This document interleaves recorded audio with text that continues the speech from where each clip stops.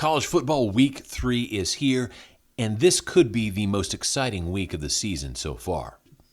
Now, what I like so much about week 3 is that it's flying under the radar. We don't have the mega matchups we've seen in previous weeks, like with LSU versus USC or Texas at Michigan. Instead, though, we have an entire slate of really solid, sometimes intriguing matchups.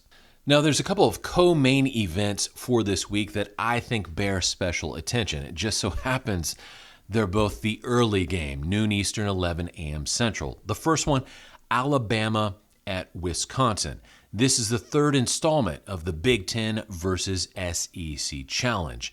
And thus far, we're sitting at a 1-1 dead even tie. Alabama coming off a less than stunning performance last week against South Florida. It took them until the fourth quarter to truly wake up. So a lot of people are wondering, can Alabama get the job done?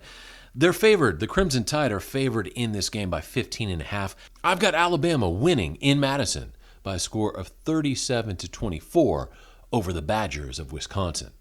The second game, which coincidentally also starts at noon Eastern on ESPN, is LSU at South Carolina.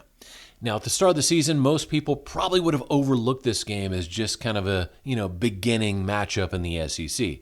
But after South Carolina's absolute domination on the road at Kentucky last weekend, a lot of people suddenly have the Gamecocks on their radar. Many people are wondering, is Beamer Ball for real this time? Does he have South Carolina back into a place of contention? Unfortunately for them, I see LSU winning a very tight, very defensive ball game. I've got the Tigers coming out on top 17-13 against the Gamecocks in Columbia. I think this will be a lot of fun to watch, especially if you're a fan of that classic SEC style, that defensive showdown.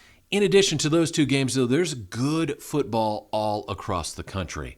We've got Boston College at Missouri. We've got the Apple Cup, Washington versus Washington State.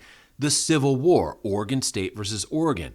There's all sorts of good matchups kind of sprinkled throughout the day. And it's for that reason that I think this weekend could be especially wild. We'll see what happens, though. Stay tuned for my picks. They're coming right up. And I hope you enjoy week 3 as much as I plan on enjoying it. This is Kevin in Texas saying God bless you, and I'll see you on Sunday for the College Football Hangover. Bye.